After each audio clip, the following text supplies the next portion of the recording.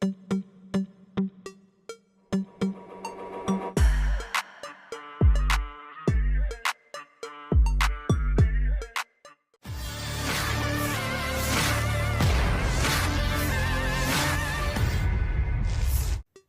suasana terkini wilayah Krasnogorovka usai diberondong rentetan peluru artileri militer Rusia.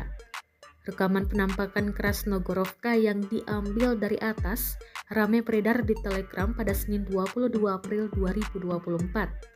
Tampak wilayah tersebut dipenuhi kepulan asap tebal. Terlihat pula ledakan demi ledakan yang terjadi usai peluru artileri menyerang. Sebagian bangunan juga tampak hancur lebur.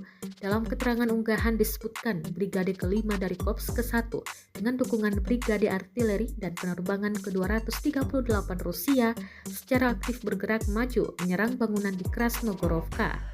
Rekamannya pun menuai berbagai komentar dari warganet. Konflik berkepanjangan di Ukraina masih berlanjut karena serangan Rusia non-stop terhadap benteng militer Ukraina.